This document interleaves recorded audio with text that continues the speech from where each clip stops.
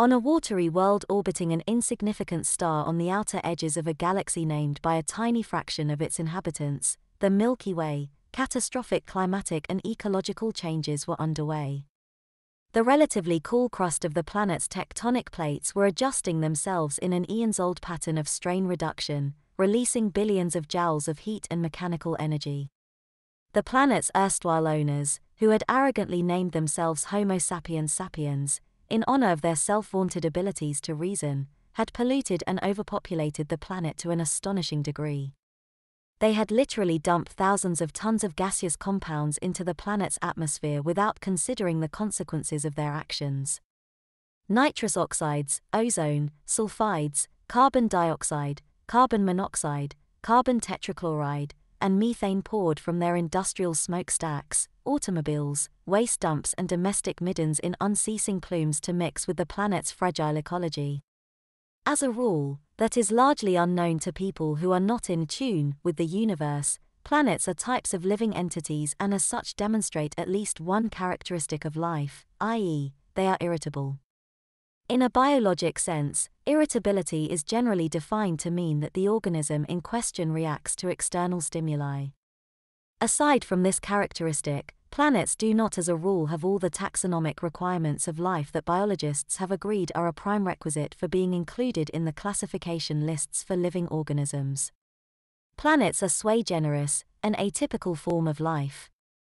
On the other hand, neither does a virus.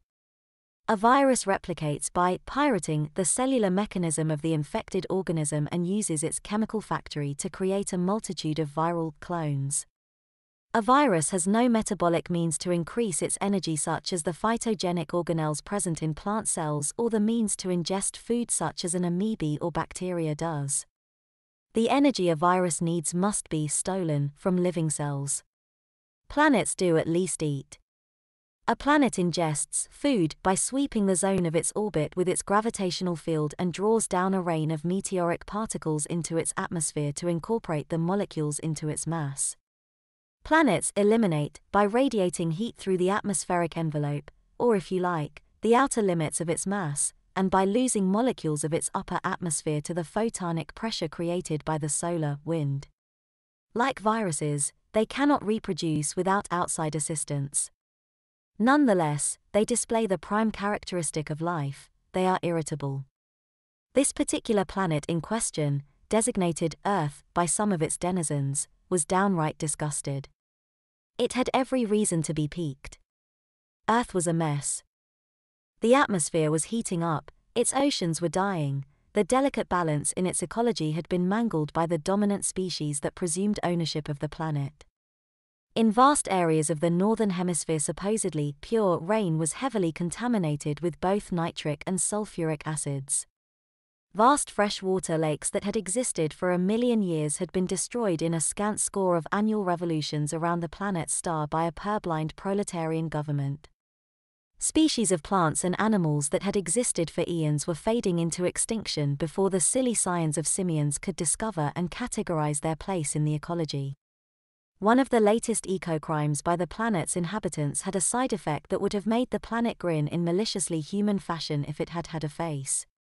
The world's rainforests were being harvested for their hardwood trees at a rate that was unheard of in history. The unwarranted stripping of the forest land contributed to the heating of the atmosphere by removing the solar-absorbing and cooling mass of transpiring leaves as well as diminishing the CO2 to O2 conversion process that had supported the ecological balance.